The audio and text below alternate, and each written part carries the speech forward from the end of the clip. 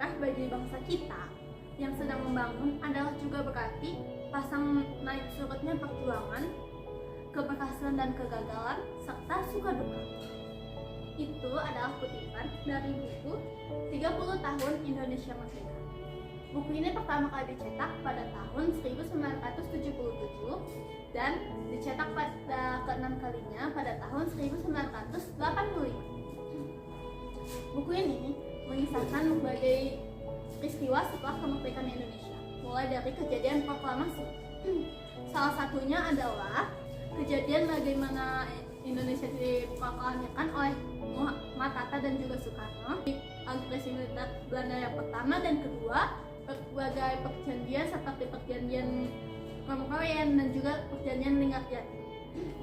Buku ini tidak hanya menceritakan sejarah, tapi juga dia menyertakan apa berbagai isi dari perjanjian-perjanjian yang terjadi. Selain itu, buku ini juga menceritakan semua sejarah ini dengan gambar-gambar. Seperti yang bisa kita lihat, ada berbagai gambar dan juga dokumenter dari buku ini.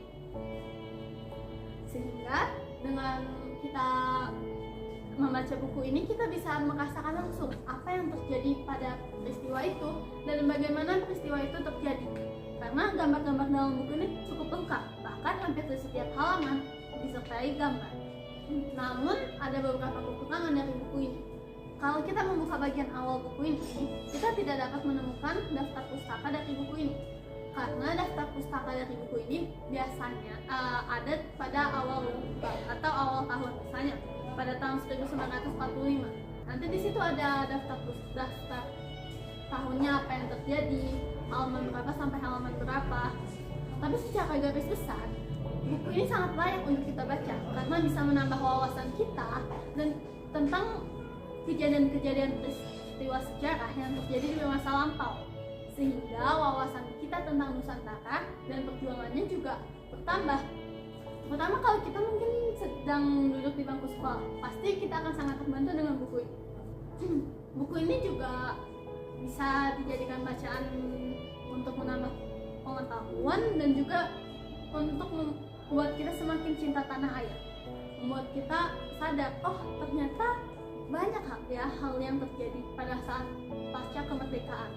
Salah satu hal unik atau fakta yang jarang diketahui kebanyakan orang adalah bahwa ketika baru beberapa tahun merdeka, ketika Indonesia masih menjadi negara yang baru merdeka, negara muda, Indonesia bahkan pernah membantu India dengan mengirimkan bantuan beras. Ternyata Indonesia itu negara yang hebat, bahkan baru beberapa tahun merdeka dia sudah bisa membantu negara lain. Dari fakta tersebut, saya jadi terharu dan merasa kagum dengan negara kita, karena ternyata negara kita adalah negara yang hebat dan juga sangat-sangat mencintai kemanusiaan seperti sila kedua dari Pancasila. Sekian penjelasan saya tentang buku ini. Terima kasih.